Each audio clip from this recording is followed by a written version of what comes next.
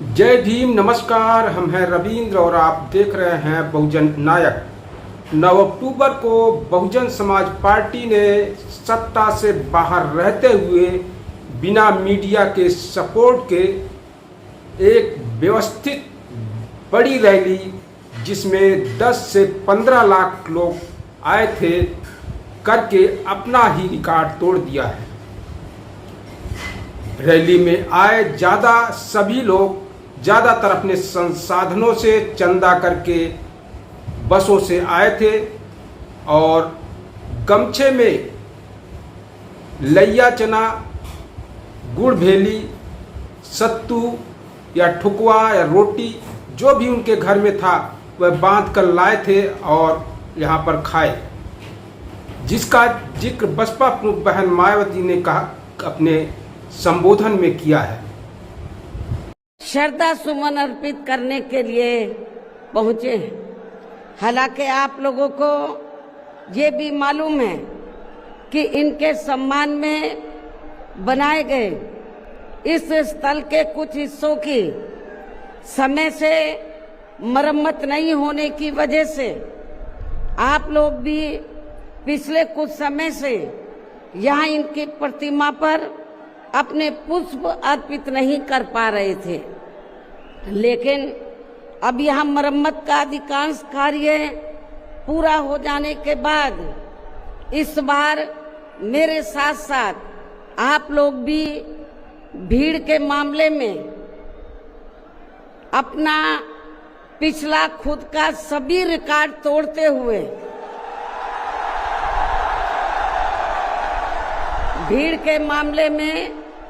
अपना पिछला खुद का सभी रिकॉर्ड तोड़ते हुए यहाँ लाखों की संख्या में इस स्थल पर मान्यवर श्री कांशीराम जी को अपने श्रद्धा सुमन अर्पित करने के लिए पहुंचे हैं। बसपा प्रमुख ने समाजवादी पार्टी की आलोचना की। बसपा प्रमुख ने अपने भाषण में कहा कि जो स्मारक थे वो बनाए गए थे, उसमें टिकट की व्यवस्था की गई थी और जब समाजवादी पार्टी की सरकार आई तो उस समय समाजवादी पार्टी ने टिकटों के पैसों को दबा लिया था। बहुजन समाज पार्टी ने समाजवादी पार्टी सरकार से भी अनुरोध किया था स्मारकों के मरम्मत के लिए, रखरखाव के लिए, लेकिन उसने नहीं किया। इसके बाद जब जर्जर स्थिति होने लगी तो बसपा प्रमुख बहन मायावती ने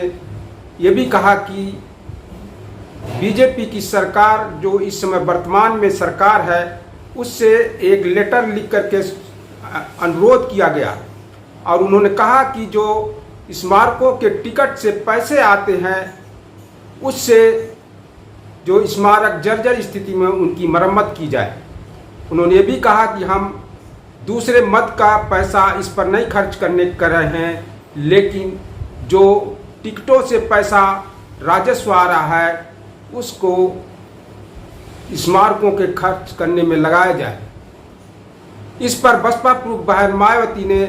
ये जो वर्तमान सरकार है उसका आभार व्यक्त किया। इससे समाजवादी पार्टी और कांग्रेस तथा कुछ मीडिया चैनलों में के पेटों में दर्द होने लगा और वह तरह तरह के नैरेटिव चलाने लगे। पहले आप इस वीडियो को देखिए। सरकार की भी बहुत आभारी है और इसलिए आभारी है क्योंकि इस स्थल को देखने वाले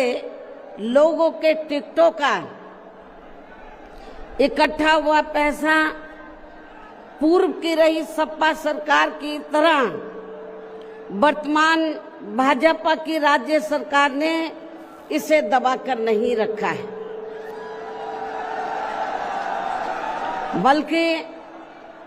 पार्टी के आग्रह करने पर इसकी मरम्मत करने पर पूरा खर्च किया है। इस संबंध में मैं आप लोगों को ये बताना चाहती हूँ, जब यूपी में हमारी सरकार थी और ये मान्यवर श्री कांशीराम जी के आदर सम्मान में ये जो विशाल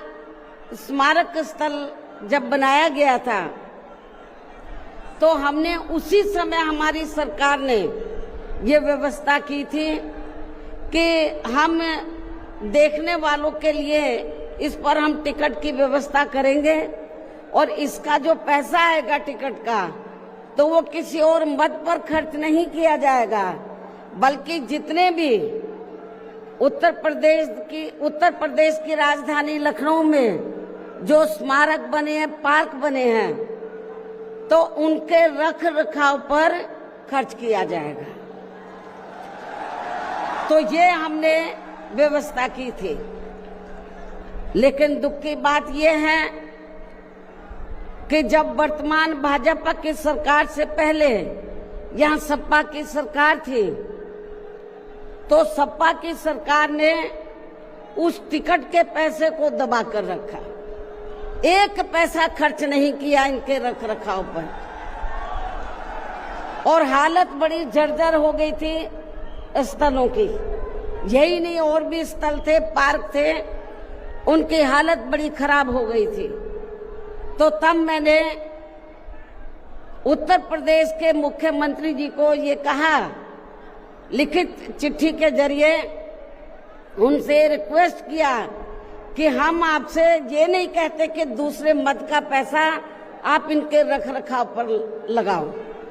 तो जो देखने वालों का टिकटों का पैसा काफी बड़ी तादाद में इकट्ठा हो गया है गवर्नमेंट के पास, उस पैसे को इनके रख रखाव पर लगाया जाए। तो उत्तर प्रदेश की वर्तमान भाजपा की सरकार ने Ever wondered what happens when legs like these almost suddenly become like this? Cases like this are practically textbook example of people not taking preventative steps against. वर्तमान भाजपा की सरकार ने इस मामले को दिखवाया पूरा,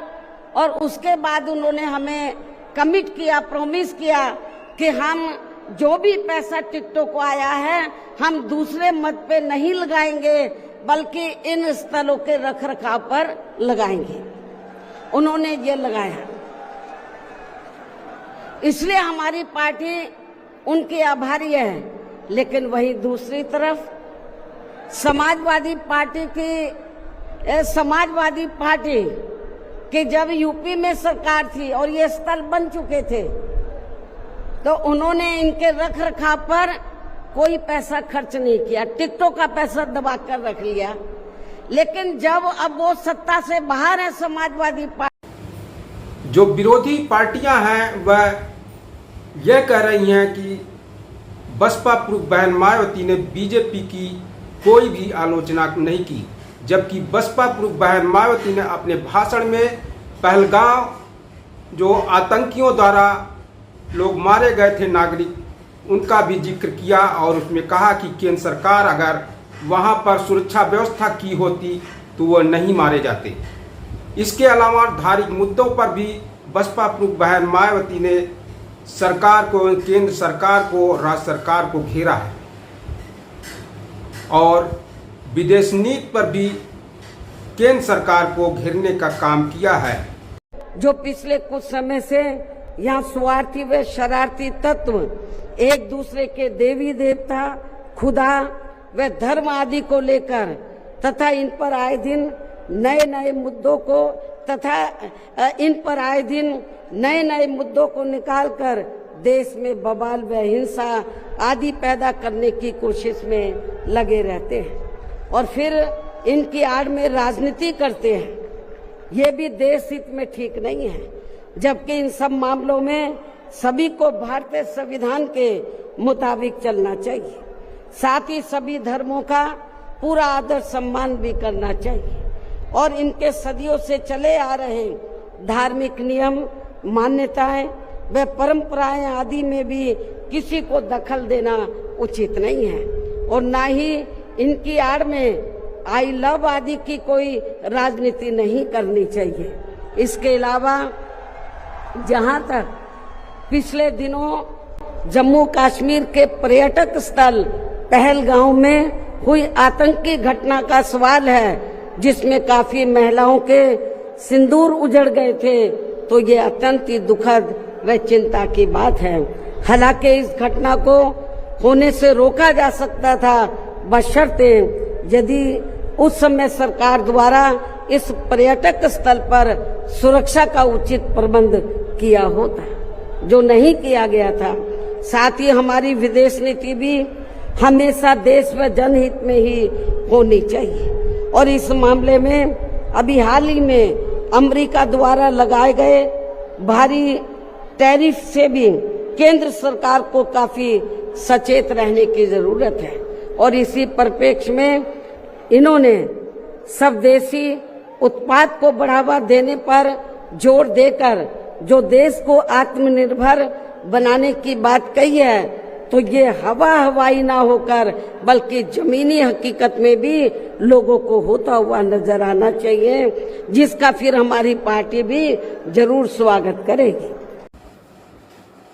मुस्लिम समाज के बारे में, अल्पसंख्यकों के समाज में के बारे में बसपा ने उनके मुद्दे पर भी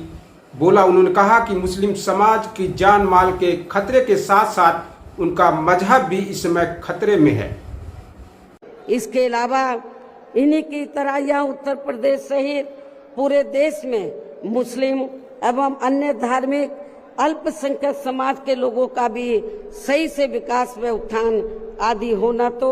बहुत दूर की बात रही, बल्कि अब तो इनका जान माल व मजहब आदि भी पूरे तौर से सुरक्षित नहीं रहा है। इनकी सच्चर कमेटी की रिपोर्ट भी दरकिनारी कर दी गई है। अपर कास्ट समाज में से गरीब लोगों की तथा विभिन्न क्षेत्रों में लगे लोगों की भी स्थिति हमें कोई खास अच्छी नजर नहीं आ रही है। वैसे भी इन सब मामलों में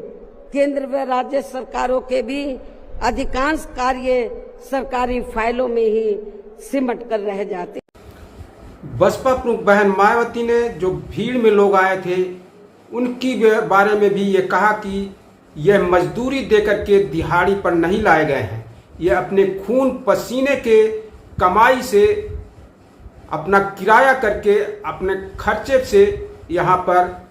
मानवर कांसी राम साहब को श्रद्धा सुमन अर्पित करने आए हैं। और आज ये लाखों की तादाद में आई अपार भीड़ व उनका जोश व उत्साह भी इस बात के काफी कुछ संकेत दे रहा है। जिनको यहाँ दूसरी पार्टियों की तरह ये जो लाखों की संख्या में लोग आए हैं तो इनको यहाँ दूसरी पार्टियों की तरह मजदूरी देकर दिहाड़ी पर नहीं लाया गया है, बल्कि ये लोग अपने खून पसीने की कमाई के पैसों से ही खुद चलकर आज के अपने 9 अक्टूबर के प्रोग्राम में मुझे सुनने के लिए आए, जिन्होंने भीड़ के मामले में आज अपने खुद के भी अपने पिछले सभी रिकॉर्ड तोड़ दिए। और इसके साथ साथ जो समाजवादी पार्टी सरकार में और वर्तमान की बीजेपी सरकार में जातिवादी सोच, संकीर्ण मानसिकता के तहत जो कानून बनाए गए हैं उसकी समीक्षा की जाएगी और जो सर्व समाज में के हित में नहीं होगा उसे बदल दिया जाएगा। तब फिर हमारी पार्टी की बनी ये सरकार, यहाँ पिछली रही सपा सरकार ने व वर्तमान में चल रही बीजेपी की भी सरकार ने जो इन्होंने अपनी जातिवादी, संकीर्ण व पूंजीवादी मानसिकता के तहत चलकर काफी नए नियम व कानून आदि बना दिए हैं तो उनकी जरूर समीक्षा की जाएगी और इनमें से जो भी नियम व कानून आदि सर्वजन हिताय व सर्वजन सुखाय की नीतियों एवं सिद्धांतों आदि से जुड़े नहीं होंगे तो उन्हें फिर सर्व समाज के हित में जरूर बदल दिया जाएगा। इसके साथ साथ बीएसपी की पूर्व की रही सरकार में खासकर दलित एवं अन्य उपेक्षित वर्गों के हितों के लिए लिए गए फैसलों को जो इनकी सरकारों ने काफी बदल दिए हैं तो उन्हें भी यहाँ फिर से पुरानी वाली स्थिति में ही लाया जाएगा, अर्थात उन्हें बहाल कर दिया जाएगा। इसके अलावा सपा व बीजेपी की सरकार ने भी प्रदेश व जनहित के विरुद्ध जाकर जो कुछ भी गलत फैसले ले लिए हैं तो उनकी भी समीक्षा करके उन्हें सही स्थिति में लाया जाएगा। साथ ही मेरी पूर्व की रही सरकारों की तरह ही हर मामले में वे हर स्तर पर यहाँ सर्व समाज के व विभिन्न क्षेत्रों में लगे लोगों के हितों का तथा बेहतर कानून व्यवस्था बनाने पर भी विशेष ध्यान रखा जाएगा। साथ ही सर्व समाज में से गरीब एवं बेरोजगार लोगों को, जिसमें पुरुष व महिलाएं आदि दोनों शामिल हैं, इनको रोटी रोजी के साधन देने के लिए विशेष बल दिया जाएगा, जोर दिया जाएगा। यहाँ यूपी के लोगों को रोटी रोजी के मामले में पलायन नहीं करना पड़ेगा, आपको अपने प्रदेश में ही रोटी रोजी के साधन दिए जाएंगे।